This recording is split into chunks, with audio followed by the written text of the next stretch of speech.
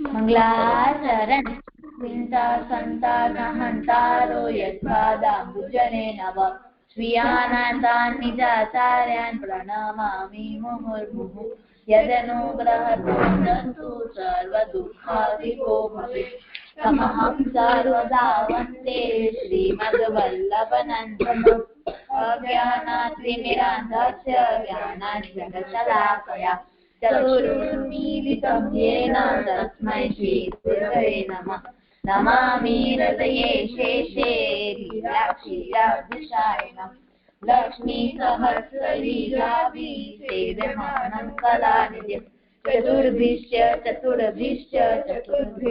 त्रिभिस्तथा षड्भिर्विराजितेऽसौ पञ्चदारजये मम।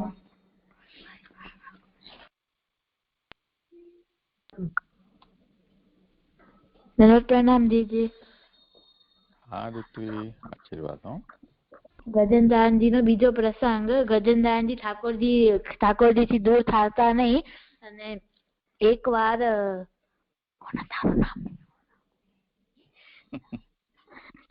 એમના અક્કાજીએ તેમને કીધું કે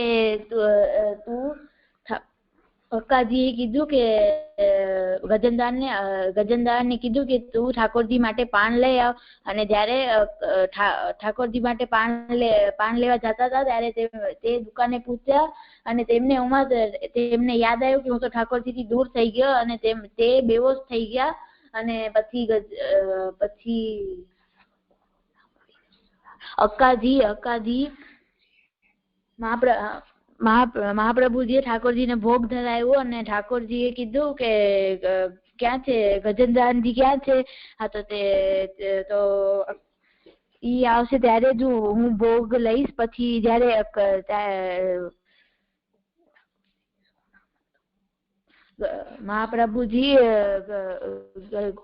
મહાપ્રભુજી ગજેન્દ્રને ગોતે ત્યારે અક્કાજીએ કીધું કે મેં એને પાન લેવા મોકલ્યો છે. હા તો પછી તેમને કીધું કે ઠાકોરજી ત્યાં સુધી ભોગ નથી લેતા અને જયારે ગજેન્દ્રજી આવશે ત્યારે જ ભોગ લેશે. હા તો પછી અક્કાજીએ કીધું કે બીજા વૈષ્ણવને બોલાવ્યો અને કીધું કે તમે જાઓ અને પાન લઈ આવો અને ગજેન્દ્રજીને પણ લઈ આવો. હા તો પછી ઈ પાન લેવા ગયા અને પાન લીધા અને ગજેન્દ્રજીને પણ લઈ આવો.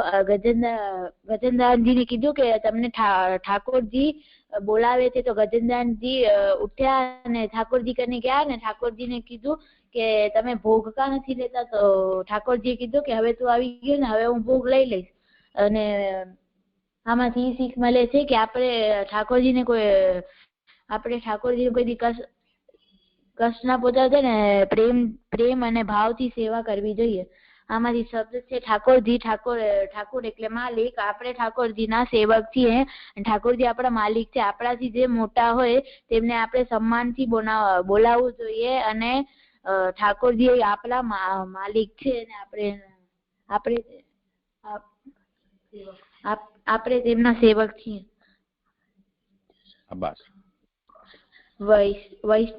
વૈષ્ણવ એટલે જે વિષ્ણુના અનન્ય ભક્ત હોય તેને વૈષ્ણવ કહેવાય.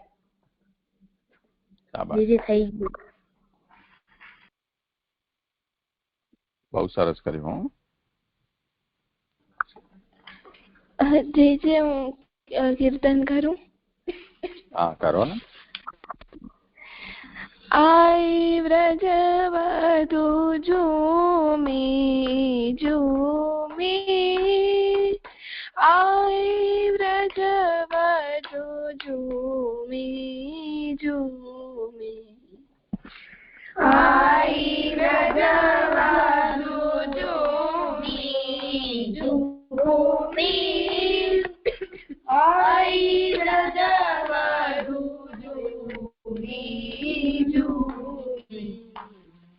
लोक लाज की सुधि न रही तन अति आनंदित घूमी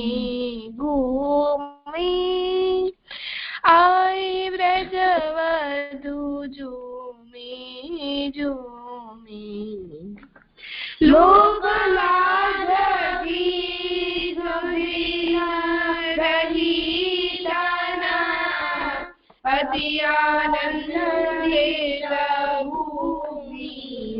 ભૂમિ આઈ વ્રજવધુ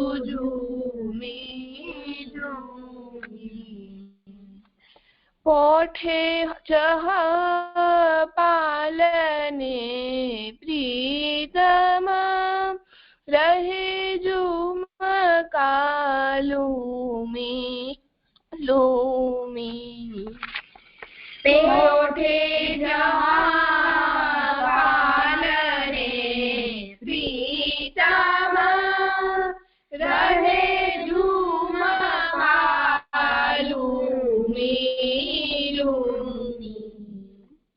શ્રી વિઠ્ઠલ ગિરધર છબી નિરખત લેત બલૈયા ઝૂમી ઝૂમી આઈ વ્રજવધુ ઝૂમી ઝૂમી શ્રી વિઠ્ઠલ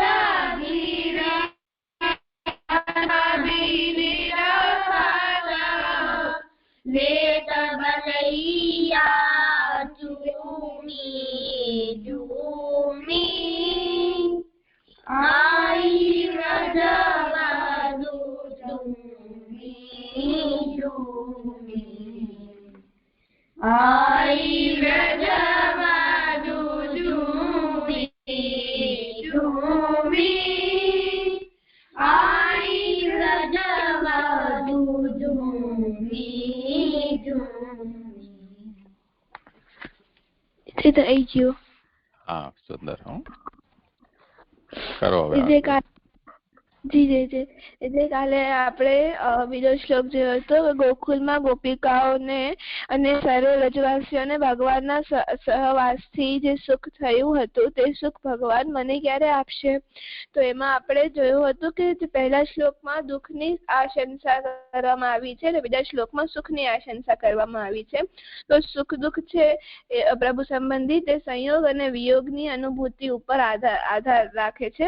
તો પ્રભુના અનુસર હોય ત્યારે પ્રભુથી આપણે અલગ હોઈએ તો વિયોગનો દુઃખની અનુભૂતિ થાય ને સેવામાં સન્મુખ પ્રભુનો સંયોગ થઈ રહ્યો છે તો સુખની અનુભૂતિ થાય એટલે સંયોગની અનુભૂતિ થાય. તો સૌથી પહેલો લેવલ પગથિયું છે એ સુખ દુઃખની અનુભૂતિ છે એટલે સંયોગ ને વિયોગની અનુભૂતિ.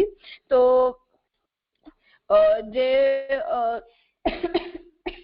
જેવો અનુભવ છે તેના ઉપર લાગણીનો આધાર છે. તો એનામાં આપણે 3 ટાઈપ્સ જોયા હતા કે કોઈકને સુખ દુઃખ અને ના તો સુખ થતો હોય ના તો દુઃખ થતો હોય. તો જેમ એક્ઝામ્પલ આપણે જોયું હતું કાલે કે કોઈ આપણે કઈ લાગી જાય તો ડોક્ટર આપણે આમ જે જગ્યાએ લાગુ હોય તે જગ્યા આમ અડી અને આપણે બતાડે કે કઈ જગ્યાએ દુખે છે કઈ જગ્યાએ નહીં. તો ધીરે ધીરે આપણે આમ ખબર પડે એટલે કે એ આપણો સ્પર્શ કરે તો આપણે ખબર પડે કે કઈ જગ્યાએ દુખે છે કે નથી દુખતું. તો એવી રીતે આપણે એવું જોયું હતું કે એવું જોયું હતું કે આપણે કોઈક આપણે આમ સ્પર્શ કરે તો આપણે ક્યારેક સુખ થાય અને ક્યારેક આપણે બહુ જોરથી આમ કોઈક તીખો પાણો હોય નુકીલો ઇલાયચી છે તો આપણે બહુ દુઃખ થાય આપણે દર્દ થાય. અને કોઈક એવી પરિસ્થિતિ હોય જ્યારે કોઈને ન તો સુખ થાય ન તો દુઃખ થાય. તો એ તો આવી રીતે 3 પરિસ્થિતિ જોઈએ છે. તો સંવેદના થઈ રહી છે તો તેનાથી પ્રતિક્રિયા આપણા અંદર થશે. તો એ સુખાત્મક દુઃખાત્મક અને ન તો સુખ ન તો દુઃખ એ પ્રકારની 3 પ્રકારની થશે. તો અહીંયા આપણે એવું જોયું હતું કે અહીંયા ગોપિકાઓનો વ્રજવાસીઓનો ઉલ્લેખ છે. તો નંદરાયજી યશોદાજીનું નામ કેમ નથી અહીંયા લેવામાં આવ્યો? પહેલા શ્લોકમાં તો કહ્યું છે એવો આપણે અહીંયા પ્રશ્ન થાય. તો જે નંદરાયજી ને યશોદા નંદરાયજી અને યશોદાજીનો જે દુઃખનો અનુભવ છે એનામાં નામ લીધું છે અને ગોપિકાઓનો લીધો છે અને વ્રજવાસીઓનો નથી લીધો એનામાં. અને જે સુખનો અનુભવ છે એનામાં વ્રજવાસીઓ અને ગોપિકાઓનો લીધો છે. પહેલા ગોપિકાઓનો લીધો છે. તો એટલે કે સુખ અને દુઃખની અનુભૂતિમાં કંઈક ડિફરન્સ છે. તો જેમનો એટલે કે અહીંયા આપણે એવું જોયું હતું કે જેમનું નામ એમ પહેલા લખેલું હોય તો એમને ઈ ક્રમ વાઇઝ ઈ પ્રમાણે વધારે એમનામાં વિશેષતાથી એમને દર્શાવ્યો છે. એમને વધારે સુખ કે વધારે દુઃખ થાય છે. તો યશોદાજી નંદરાયજીનું નામ પહેલા લીધું છે તો એમને વધારે દુઃખ થાય છે. અને અહીંયા ગોપિકાઓનું નામ સૌથી પહેલા લીધું છે તો ગોપિકાઓને વધારે સુખ થાય છે. તો દુઃખના ઉલ્લેખમાં વ્રજવાસીઓનો ઉલ્લેખ નથી કર્યો કારણ કે તેઓ ઠાકોરજી સાથે જ ગૈયા ચરાવવા જાય છે. તો જ્યારે ઠાકોર તો જે બાલ છે અને બીજા મોટા વ્રજવાસીઓ છે એમને નંદરાયજી ઠાકોરજી સાથે જ મોકલે કે ઠાકોરજી લોકો ભટકાઈ ના જાય કે મોટી ગાયો છે તો એમને સંભાળવા માટે કે ઠાકોરજીને સંભાળવા માટે એ લોકો જાય. તો એ લોકોને એ તો ઠાકોરજી સાથે જ છે એમના સામે સન્મુખ જ હોય છે ઠાકોરજી. તો પછી એમને દુઃખ શું કામ થશે? અને ઠાકોરજી નંદરાયજીના ઘરના બાળક છે અને એવું જોયું હતું કે નંદરાયજી અને યશોદાજીને પણ નું નામ આમ સુખમાં નથી લખ્યું. તો નંદરાયજી ઠાકોરજીના ઘરમાં ઠાકોરજી રહે છે. એમને તો ઠાકોરજી ગૈયા ચરાવીને પધારશે તો દર્શન થશે જ. તો એમનો એટલે એમ ખુશી થશે, આનંદ થશે કે ઠાકોરજી પધારે, એમના દર્શન થયા. પણ જે તેમને ઠાકોરજી તેમના સાથે જ રહે છે તો એમને તો સારી રીતે દર્શન પ્રભુના થઈ જાય છે. પણ ગોપીજનો છે તે લોકો અને થોડા વ્રજવાસીઓ એ લોકોને તો જયારે ઠાકોરજી એમના ઘરના બારે પધારે ત્યારે જ એમને દર્શન થાય. તો ઠાકોરજી ગૈયા ચરાવવા પધારે કે ચરાવીને પાછા પધારે ત્યારે જ એમને ઠાકોરજીના દર્શન થાય. તો એ પણ ક્યારેક ગૈયાના વચમાં ઠાકોરજી બિરાજે તો કોઈક ઠાકોરજીના સન્મુખના દર્શન ન થાય, કોઈને શ્રીમુખના દર્શન ન થાય, કોઈકને થાય. અને ક્યારેક ગાયો હાલતી હોય તો એમને ધૂળ ઉડે તો ધૂંધલા પણ દર્શન થાય. તો એવી રીતે ગોપિકાઓને આમ ક્ષણભર જ ઠાકોરજીના દર્શન થાય ને એ પણ એકદમ દુર્લભતાથી જ થાય. અને તો એટલે એમને એમનું નામ પહેલા લખ્યો છે ને એટલો સ્નેહ, એટલે એમને ઘણો બધો પ્રેમ છે પ્રભુથી અને એમનો સુખ એમને ઘણો બધો સુખ થાય છે. તો પછી આપણે બે પ્રકારના સુખ વિચાર્યા હતા.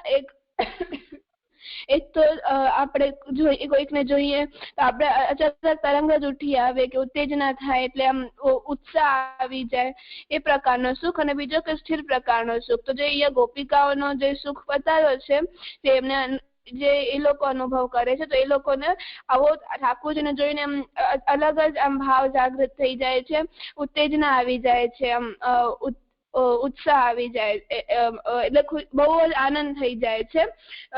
અને જે નંદરાયજીને એમનો નંદરાયજી યશોદાજીનો જે સુખ છે એ સ્થિર પ્રકારનો સુખ બતાવ્યો છે. એમને ખબર છે કે એમના ઘરના ઠાકોરજી એમના ઘરે જ પાછા પધારશે, બીજે કઈ તો નહીં પધારે. તો એટલે એમનો સ્થિર પ્રકારનો સુખ છે. તો હવે અહીંયા એમ કહ્યું છે કે ગોપીજનોને જે સુખ થાય નો અનુભવ થાય છે તે મને ક્યારે થશે, મને કેમ નથી થઈ રહ્યો, મને પણ થાવ. એવી રીતે અહીંયા આ અભિલાષા સમજાવવામાં આવી છે.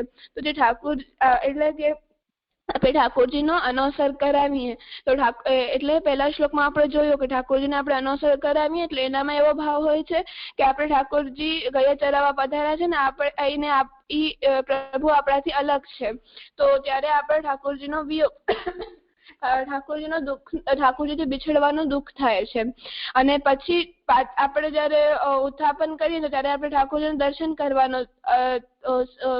કરવાનો અવસર મળે છે, સન્મુખ થવાનો અવસર મળે છે. તો ત્યારે આપણે સુખ થવું જોઈએ, આપણે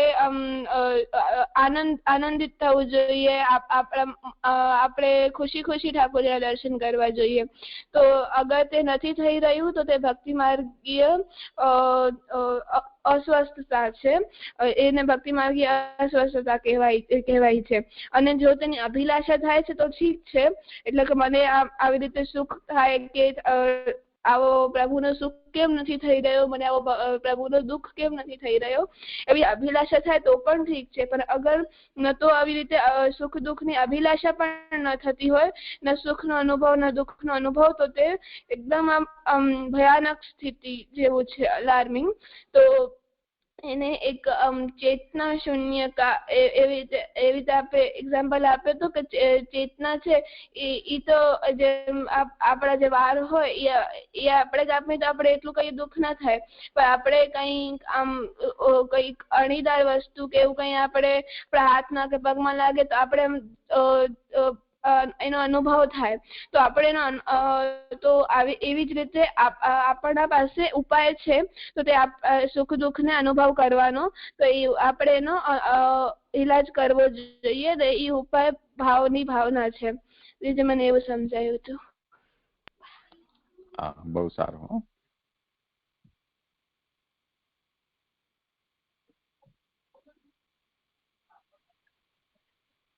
આના બે શ્લોકના ઉપરનું જે ઉપક્રમ છે એ વાંચી અને બંને શ્લોક એની સાથે કઈ રીતે જોડાય છે એ વિચારો.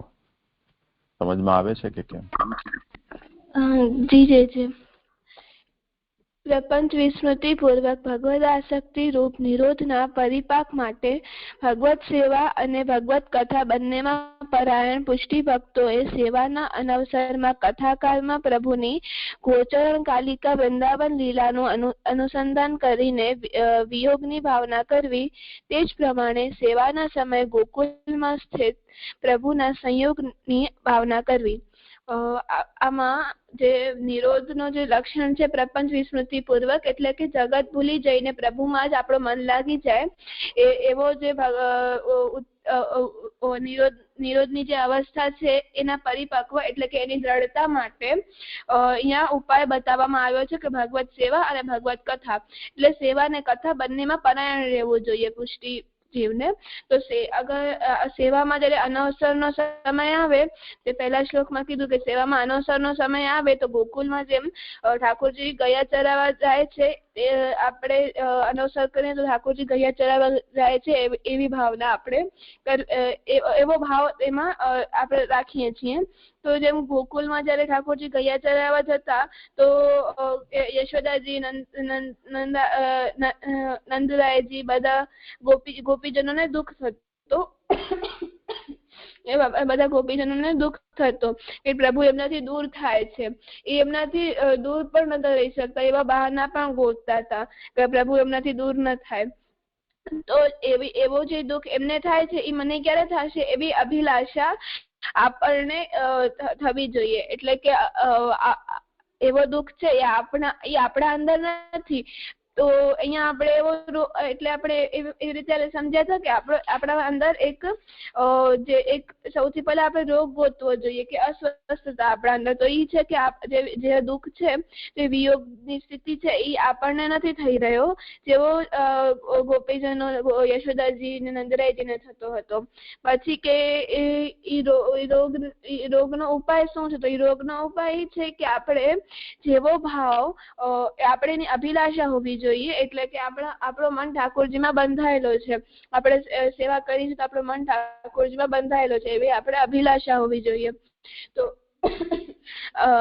આપણે એવી અભિલાષા હોય તો આપણને અભિલાષા હોય તો એનાથી એવી રીતે આપણે એને સમજી શકીએ કે જેવો ભાવ નંદરાયજી ગોપીજનોનો હતો, એ લોકો જેવી રીતે જેવો ભાવ રાખતા હતા એવો એમના ભાવનો ચિંતન કરશું તો એનાથી આપણે ભાવના જાગશે. તો એ ભાવનાથી થયેલો જે આપણો ભાવ છે એનાથી આપણને વિયોગ થઈ શકે છે. અને પછી પ્રભુનો સંયોગ એટલે કે તે જ પ્રમાણે સેવાના સમયે ગોકુલમાં સ્થિત પ્રભુના સંયોગની ભાવના કરવી. એટલે પછી ઠાકોરજી ગાયો ચરાવીને પાછા પધારે એટલે કે ઉત્થાપનનો સમય. તો ઉત્થાપનમાં જયારે ઠાકોરજીના દર્શન આપણને થાય છે તો ત્યારે આપણે સહયોગની ભાવના એટલે કે જેમ ગોપીજનોને જોઈને એટલી ઉત્તેજના થઈ જતી, એકદમ મુસ્કાન આવી જતી ને એમ ઉતાવળા થઈ જતા એમના દર્શન કરવા માટે, એવી જ ભાવના આપણને રાખવી જોઈએ. અને અગર એ નથી થઈ રહી તો કેમ નથી થઈ રહી એવો આપણને અભિલાષા પણ થવી જોઈએ. અગર તે અભિલાષા નથી થઈ રહી તો એ એકદમ ભયાનક રૂપ છે, ચેતના શૂન્યતા છે. એટલે કે ચેતના આપણા અંદર એ મરી ગઈ છે. તો એવું તો ન હોય. તો આપણે એ ચેતનાને જગાડવા માટે ભાવોની ભાવના કરવી જોઈએ. એટલે કે જે ભાવ ગોપીજનોનો છે, જેમ એ લોકોને ઠાકોરજીના ક્ષણિક દર્શન માટે એટલા આમ ઉત્તેજિત થઈ જતા હતા, આમ ઉતાવળા થઈ જતા હતા, એવી રીતે ઠાકોરજીના ઉત્થાપનમાં આપણે દર્શન કરીએ તો એવી રીતે આપણે ઉત્તેજિત થઈ અને એકદમ સુખનો અનુભવ કરવો જોઈએ, સંયોગનો અનુભવ કરવો જોઈએ. તેથી એવું સમજાયું. હા, સુંદર. બીજા કોઈને આમાં કઈ કહેવું છે, પૂછવું છે?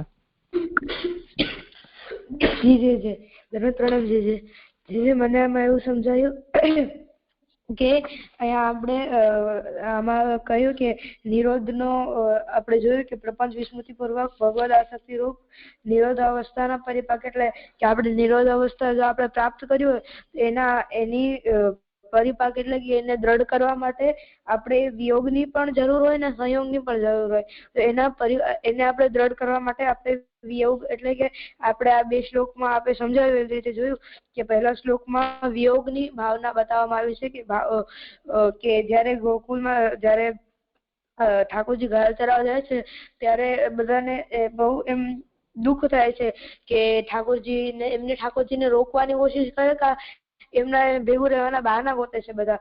તો એમને એવો દુઃખ થાય છે તો એમાં એમને વિયોગની ભાવના છે કે તેઓમાં ઠાકોરજી વગર નથી રહી શકતા, એમને ઠાકોરજી દૂર જવામાં વિયોગ થાય છે. તો એનો દુઃખ જે થાય છે એ આપણે ક્યારે અનુભવ થશે, એ જે ભક્તિ કીધું એ જ બધું. ને બીજા શ્લોકમાં સંયોગની છે કે જયારે ઠાકોરજી ગોકુળમાંથી ગાયો ચરાવીને પાછા આવે ત્યારે બધા કેટલા ઉત્સુક હોય છે ગોપીઓ કે ક્યારે ઠાકોરજી પધારશે. જયારે ઠાકોરજી પધારે તો ઠાકોરજીના દર્શન કરવા અને એમનાથી ઠાકોરજીના દર્શન કરવા કેટલા ઉત્સુક હોય છે. તો ત્યારે એમનામાં ઉત્તેજના હોય છે. તો એમને જયારે દર્શન કરે છે તો એમને બહુ ખુશી થાય છે. એવું ખુશી આપણે ક્યારે થશે તો ઈ સંયોગની ભાવના થઈ. તો એટલે મને એવું સમજાયું કે નિરોધના દ્રઢ કરવા માટે આપણે સંયોગની ભાવનાનો અનુભવ પણ જરૂરી હોય છે ને વિયોગની ભાવનાનો અનુભવ પણ જરૂરી હોય છે, જે મને એવું સમજાયું. હા, ઠીક છે.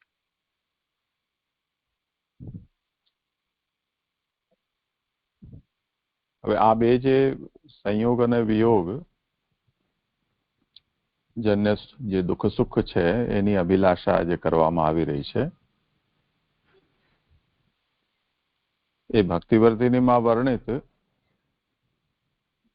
બીજદાઢ્ય પ્રકારસ્તુ ગૃહે સ્થિત્વા સ્વધર્મતઃ અવ્યાવૃત્તો ભજેત કૃષ્ણમ પૂજયા શ્રવણાદેવી, એ શ્લોકમાં જેનું નિરૂપણ કરવામાં આવ્યું છે એ ભક્તિ માર્ગી છે.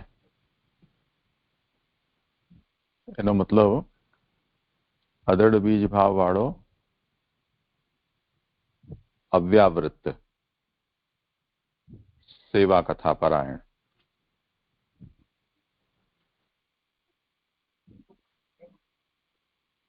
તો એને પ્રભુના સંયોગ અને વિયોગ એ બંનેનો ક્રમિક રૂપથી અનુભવ થાય છે. સેવાકાળમાં સંયોગનો અને અનવસરમાં વિયોગનો. અને એ સંયોગ વિયોગની અનુવૃત્તિ થયા કરે છે. એટલે વારાફરતી નિયમિત રૂપથી એ સંયોગ વિયોગનો એ અનુભવ કરે છે. તો જે સ્નેહ છે એ સ્નેહની પરિપક્વતા માટે એકલો સંયોગ પર્યાપ્ત નથી, એકલો વિયોગ પણ પર્યાપ્ત નથી. સંયોગ અને વિયોગ એ બંનેની આવશ્યકતા રહે છે. એ સંયોગ વિયોગનો મતલબ જેમ આપણે ભૂખ અને ભોજન,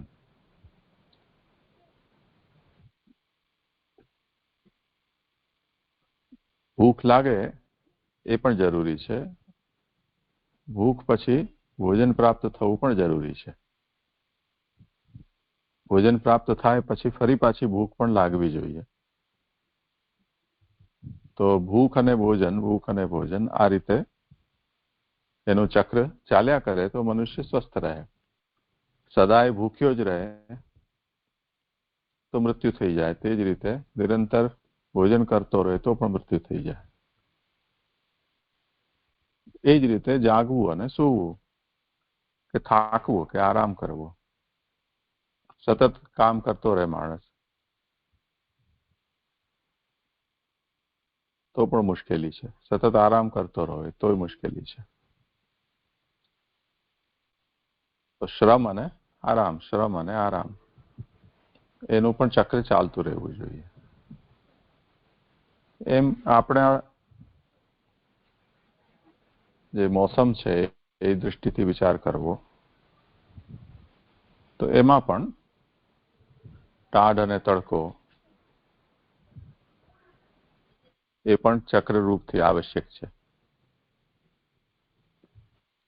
એકલું ઠંડક જ હોય તો એ જીવન અસંભવ થઈ જાય અથવા દુઃખદાયી થઈ જાય. એકલો તડકો હોય તો પણ એ બહુ સંઘર્ષપૂર્ણ થઈ જાય. એમ ધ્રુવ પ્રદેશોમાં, એન્ટાર્કટિકા વગેરેમાં આપણે જઈએ તો સદા -50 ડિગ્રી ને એવા ટેમ્પરેચર રહે. એમાં જીવન બહુ કષ્ટદાયક થાય. સહારા કે એ પ્રકારના રણોનો વિચાર કરો કે જ્યાં સદાય 35-40 ડિગ્રી 50 ડિગ્રી જેટલું ગરમી જ રહેતી હોય, તો એ પણ સંઘર્ષપૂર્ણ થઈ જાય. પણ જો ચક્રવત આ બધાનો અનુભવ થયા કરે તો બધું સામાન્ય રીતે ચાલ્યા કરે. એટલે સ્વસ્થ જીવન છે, એની પ્રણાલી છે, એનું એ પ્રમાણ છે. એવી જ રીતે તમે લોકો જેમ ભણો છો તો 6 કલાક ભણો, પાછા ઘરે આવી જાઓ, જમો, આરામ કરો, ફરી થોડું ભણી લો, પછી પાછું રમત ગમત કરો, હરવા ફરવા જાઓ. તો વચ્ચેનો જે વિરામ છે કોઈ પ્રવૃત્તિથી, એ જે પ્રવૃત્તિ મુખ્ય કરવાની છે એમાં આપણી રુચિને વધારનારું બની જાય. અને જો એ જ પ્રવૃત્તિને તમે બીજી, એટલે જેને સાઈડ એક્ટિવિટી કે એક્સ્ટ્રા કરિક્યુલર એક્ટિવિટી છે, એ કર્યા વગર તમે એક જ એક્ટિવિટીમાં લાગેલા રહો નિરંતર, તો નીરસતા આવી જાય.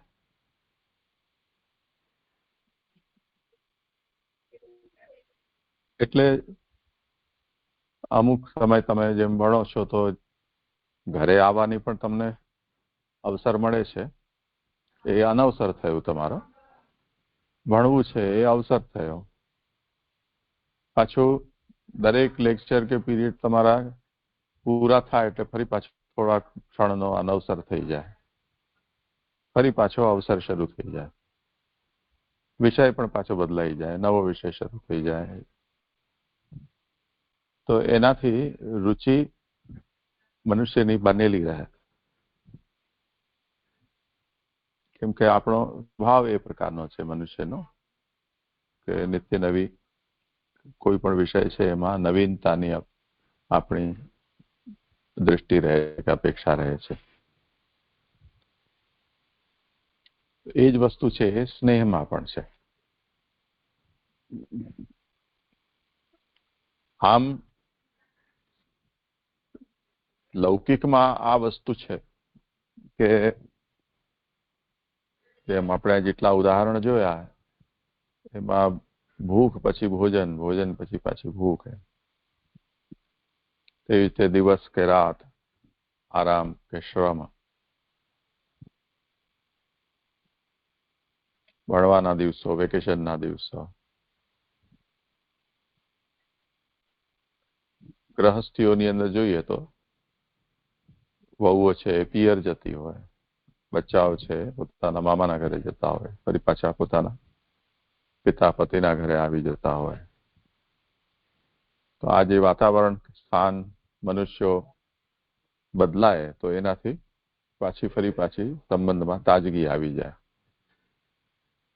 એનું કારણ એ છે કે એકને એકમાં મનુષ્યને કોઈ પ્રકાર, જેને કહેવાય બોરિયત, કંટાળો અથવા નીરસતા કે શુષ્કતા એ સમય જતા આવી જ જતી હોય છે. એમાં થોડુંક પરિવર્તન હોય તો ફરી પાછી સ્ફૂર્તિ, તાજગી આવી જાય. પ્રભુ સંબંધી વિષયમાં એમ કહેવામાં આવે છે કે ભાઈ ભગવાન તો પરમાનંદ સ્વરૂપ છે. ભક્તિ, ભગવત પ્રેમ, ભગવત સેવા, ભગવત સ્મરણ, ભગવત નામ, આ બધા પણ અલૌકિક, દિવ્ય, એ પણ આનંદ સ્વરૂપ છે. તો એના સ્વભાવથી એમાં એવું નથી જે લૌકિકમાં હોય છે કે નીરસતાનો અનુભવ થાય. સામે પક્ષે તો એવો વિષય નથી. એટલે ભગવાન, ભગવત સેવા, ભગવત શ્રવણ કીર્તન વગેરે, પરંતુ એની દિવ્યતાને અનુભવ કરવા માટેનું કે એની પરમાનંદતાનો અનુભવ કરવાનું સામર્થ્ય આપણામાં ન હોય, કે એ જાતનું સામર્થ્ય જ્યાં સુધી આપણા અંદર પ્રકટ ન થાય ત્યાં સુધી તો એ પણ અન્ય વિષયોના સમાન જ આપણે જણાતું હોય છે.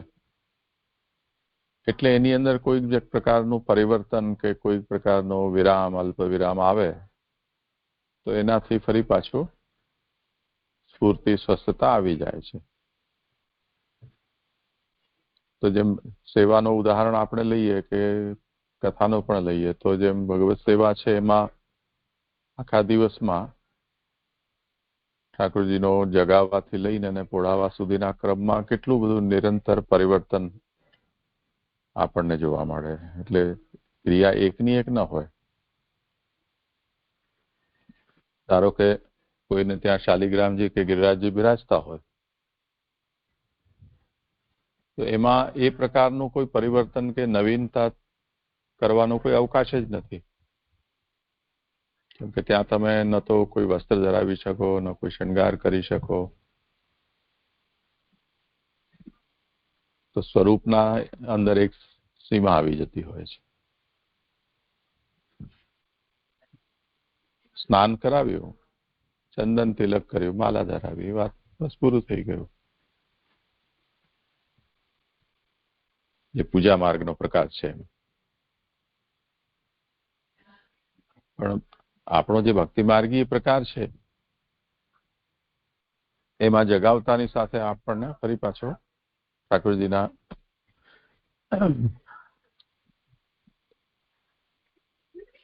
નવા વસ્ત્ર, આભૂષણ, ક્યારેક સાદા જલથી સ્નાન, ક્યારેક ઉષ્ણ જલથી, ક્યારેક અભ્યંગથી સ્નાન, ક્યારેક જ્યેષ્ઠાભિષેકમાં મંત્રથી સ્નાન. એમ સ્નાનમાં પણ વિવિધતા, વસ્ત્ર શૃંગારમાં પણ વિવિધતા, સાજમાં વિવિધતા, પછી મનોરથ વગેરે છે, આપણી ઈચ્છાથી નવીન કંઈ કરીએ એમાં ભોગ સામગ્રીમાં પણ વિવિધતા.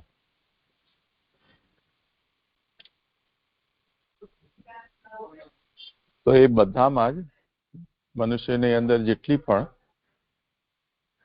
ઉમંગ હોય, ઉમળકો હોય, તે બધાનો વિનિયોગ ઠાકોરજીને કરી શકાય એવી ક્ષમતા છે પ્રકારમાં સેવાના. એ જ વસ્તુ કીર્તન વગેરેમાં પણ છે.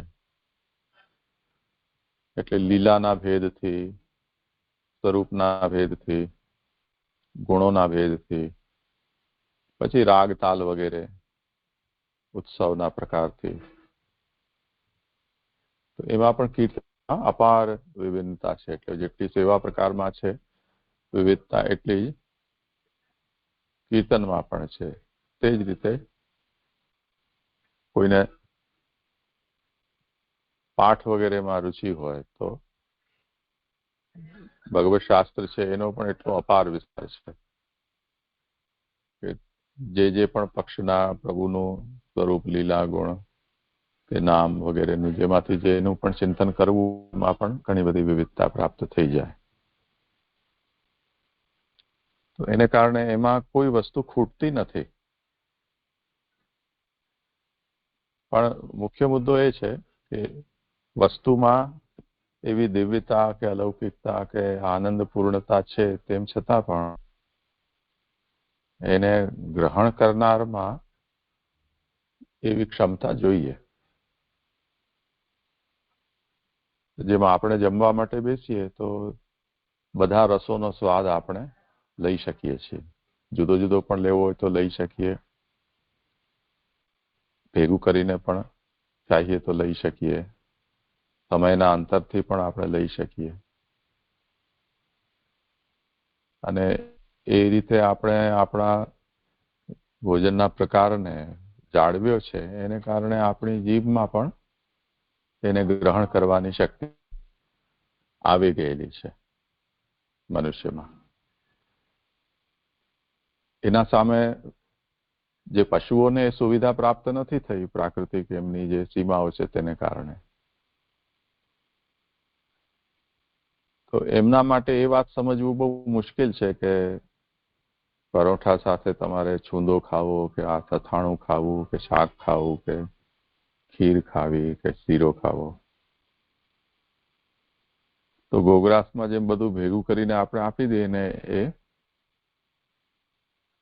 એને સ્વીકારી લે, અથવા જે આપણું વધેલું ઘટેલું રાંધેલું હોય કે વગર રાંધેલું હોય કે છિલકા બીજ વાળી વસ્તુઓ હોય, શાકના ડંઠુલ હોય, એ બધું ભેગું કરીને જો બહાર નાખ્યું હોય તો એ પણ પશુ ચરી જાય ને ખાઈ જાય. સ્વાદની જે વિવિધતા અને એનો અનુભવ કરવાનું સામર્થ્ય મનુષ્યને પ્રાપ્ત થયેલું છે કે કેળવ્યું છે, એવું પશુઓ પાસે નથી. મનુષ્ય જાતમાં પણ જે લોકોને આ બધા આવા પ્રદેશમાં નથી રહેતા, એ લોકોના અંદર પણ આ સામર્થ્ય નથી. આપણે અત્યારે જે સમશીતોષ્ણ પ્રદેશમાં રહીએ છીએ, તો આપણી જીભ અને એને જે સ્વાદ ગ્રંથિઓ છે એને ઘણા બધા પ્રકારના સ્વાદનો અનુભવ કરવાનું સામર્થ્ય એમાં આવી ગયેલું છે, કેમ કે એટલી પ્રકારની વિવિધ વસ્તુઓને આપણે રોજિંદા આહારમાં લઈએ છીએ. એક ખાલી શાક જ બનાવો તો એમાં બધા રસો છે, ષડ રસ છે, એના તત્વો એમાં આવી જતા હોય, અને પ્રત્યેક રસની પ્રત્યેક વસ્તુ પણ અલગ અલગ આપણે જમી શકીએ. એટલે ખાટું, ખારું, તુરું, તીખું વગેરે.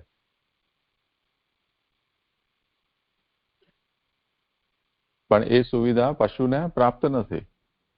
એને તો પ્રકૃતિથી જે પ્રાપ્ત થાય તે બહુ સીમિત વસ્તુઓ, જે જમીનમાં ચરનારા હોય એમને વૃક્ષો ઉપર ઉગતી વસ્તુઓ ન ખાવા મળે. વાંદરા વગેરે પક્ષી હોય એમને ઉપરનું મળતું હોય, તો જમીનના નીચેનું કંદ વગેરે ન થાય. ઉંદરડા, સસલા કે આ બધા પ્રાણીઓને જે જમીનના નીચેનું પણ મળી જતું હોય તો એમને વૃક્ષ ઉપરનું ન મળે. એમ દરેકને કોઈક ને કંઈક પ્રકૃતિ દ્વારા આહાર નિયત કરવામાં આવ્યો છે, એનાથી જ એને સંતોષ માનવો પડે. એટલે એને જે અન્ય વિવિધતા છે સ્વાદની, એનો અનુભવ થવો મુશ્કેલ છે. મનુષ્યોમાં પણ જે બહુ વિષમ સ્થાનોમાં રહેતા હોય, જેમ હમણાં મેં ઉદાહરણ આપ્યું કે એન્ટાર્કટિકામાં કે ત્યાં રહેતા હોય, જેમ તમે ભણવામાં આવતું હશે એવો ઠંડા પ્રદેશોમાં ઇગ્લુમાં રહેતા હોય, તો એ લોકોને તો કોઈ પણ જાતની વનસ્પતિ જોવી પણ મુશ્કેલ છે. ખાવાની વાત તો બહુ દૂર રહી. તો એમને તો મછલી, માંસ વગેરે છે એનાથી જ ચલાવવું પડે. એમાં કોઈ મસાલો પણ નાખવાની એમની પાસે ઉપલબ્ધિ નથી. મીઠું તક પણ ઉપલબ્ધ ન થાય. તો શુદ્ધ જે પશુઓ ખાય તે જ રીતે એને પણ માંસાહારી પશુઓ ખાતા હોય તે રીતે એ લોકોને ખાવું પડે. બસ ફરક એટલો છે કે એને એ લોકો રાંધી શકે છે, જો ઉપલબ્ધ હોય તો રાંધવાનું, નહીં તો એમને પણ કાચું કાચું જ ખાવું પડે. તો એ લોકોની જે સ્વાદ ગ્રંથિઓ છે એ પણ આનુવંશિકતાનો જે સિદ્ધાંત છે તે પ્રમાણે ધીરે ધીરે સંવેદનાહીન થતી જાય. જે 2-4-5 પેઢીથી કોઈ વસ્તુનો સ્વાદ એને ન ચાખ્યો હોય, પછી અચાનક ક્યાંકથી એને મળી જાય તો એ ખાદ્ય વસ્તુ છે કે નહીં એનો નિશ્ચય પણ ન કરી શકે અને એના સ્વાદને પણ એ સ્વીકારી ન શકે. તો કહેવાનો મતલબ એ છે કે આ બધી જે વિવિધતા છે એ વિવિધતા રુચિને વધારનારી બને છે. તો જે સ્નેહ છે એમાં પણ સ્નેહની પરિપક્વતા માટે, જેને આના ઉપક્રમમાં કહ્યું છે ને પ્રપંચ વિસ્મૃતિ પૂર્વક ભગવદાસક્તિ જે નિરોધ, એને પરિપક્વ બનાવવા માટે ભગવત સેવાના કાલમાં સંયોગનો અનુભવ અને તે પ્રકારની ભાવનાઓ છે એનું ભાવનું અને તે જ રીતે અનવસરમાં ઠાકોરજીની ગોચારણ વગેરેની જે લીલાઓ છે એનું ભાવન. એ સંયોગ પછી વિયોગ, પછી વિયોગ પછી ફરી પાછો સંયોગ, એ સ્નેહને પરિપક્વ બનાવે છે. એકલો સંયોગ એમાં સ્નેહમાં નીરસતા આવી જાય, એકલો વિયોગ એમાં પણ હતાશાથી નીરસતા આવી જાય. તો સંયોગ પછી વિયોગ, વિયોગ પછી સંયોગ, એનું ચક્ર ચાલતું રહેવું જોઈએ.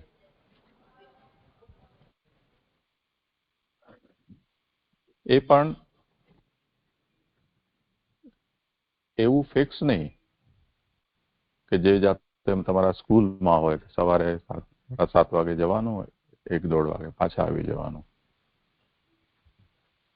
12 મહિનાનો આ એકદમ સ્થિર તમારો સમયનો અંતરાલ થઈ ગયો. આટલા વાગે જમી લેવાનું, પછી આટલા વાગે ટ્યુશનનો ટાઈમ થઈ જાય એટલે ત્યાં ચલા જવાનું, પછી પાછા આવીને અને સ્કૂલનું હોમવર્ક, ટ્યુશનનું હોમવર્ક કરવાનું.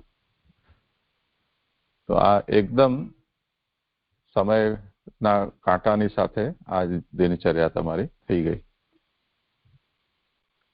એમાં ફરી પાછી નીરસતા આવે. પણ માનો કે ચલો હવે 26મી જાન્યુઆરી આવે છે કે હવે તમને નાતાલની રજા મળે છે, કોઈ દિવસ કોઈ ટીચર બીમાર પડી ગયા તો ફ્રી પીરિયડ થઈ ગયો, કે કોઈ વખતે કોરોના થઈ ગયો ટીચરને તો 15 દિવસ રજામાં ઉતરી ગયા, તો ફરી પાછો એક નવીન ઉત્સાહ આવી જાય એમાં. જે કોઈ પણ એકદમ ફિક્સ ઇન્ટરવલથી થાય ક્રિયા એને પછી આપણું મન પણ અસહજતાથી લેવા લાગે છે. એમાં પાછી ઉત્સાહહીનતા આવી જતી હોય છે. તો એમાં વચ્ચે કોઈ ઉત્સવ આવી જાય કે કોઈ થોડુંક નવીનતા વાળું થઈ જાય, કોઈ અનએક્સપેક્ટેડ કંઈક પરિવર્તન થઈ જાય, જેમ વિપર્યોય આવી ગયો કે કોરોના આવી ગયો, તો ફરી પાછો એક નવીન ઉત્સાહ આવી જાય એમાં. તો સ્નેહની અંદર પણ આ તત્વોની આવશ્યકતા રહે છે અને એનો પ્રભાવ અપેક્ષા એવી હોતી નથી જેને સ્નેહ છે એને કે હવે આટલા દિવસથી આ ફિક્સ ઇન્ટરવલથી આ બધું ક્રમ ચાલી રહ્યો છે તો હવે થોડો મોટો ઇન્ટરવલ મળવો જોઈએ, એવો એના મનમાં વિચાર આવે એ કંઈ જરૂરી નથી. પણ માની લો કે એવું થાય તો એ સ્નેહ સંબંધ છે એના ઉપર એનો પ્રભાવ સારો પડે છે એવું જોવા મળે છે.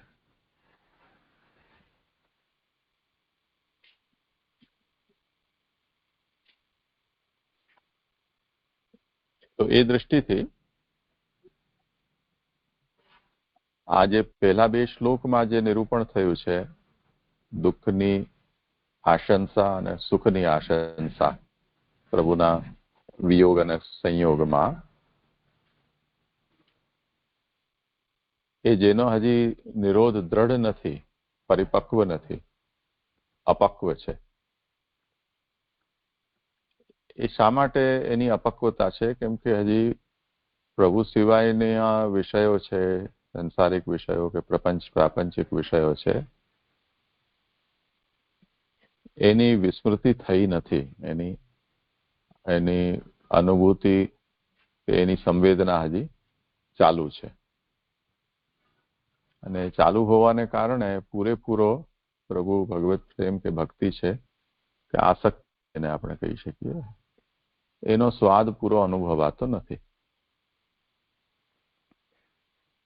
જે ભોજન કરવા બેસો તે વખતે કોઈ બહુ ઉત્તેજિત ચર્ચાઓ ચાલતી હોય કે કોઈ ટેલિવિઝનમાં એવું કંઈ પ્રોગ્રામ આવતો હોય, એને જોતા જોતા તમે કરતા હો, અથવા હાથમાં કોઈ છાપું કે પુસ્તક કે મોબાઈલ રાખીને તમે જમતા હો,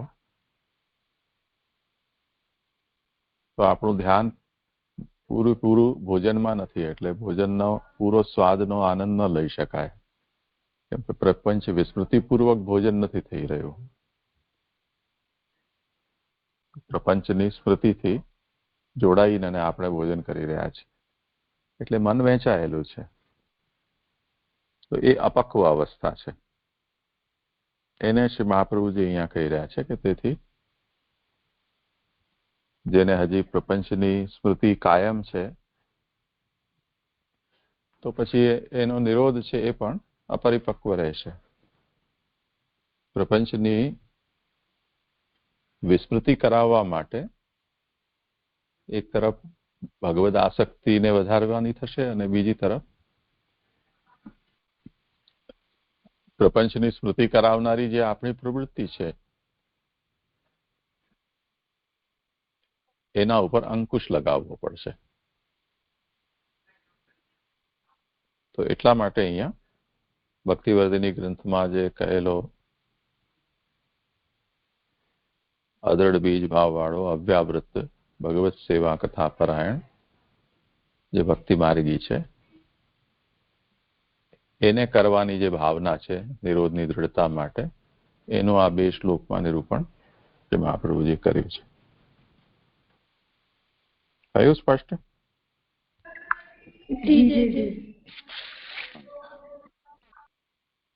ઠીક છે, આજે એટલું જ કરીએ. હા.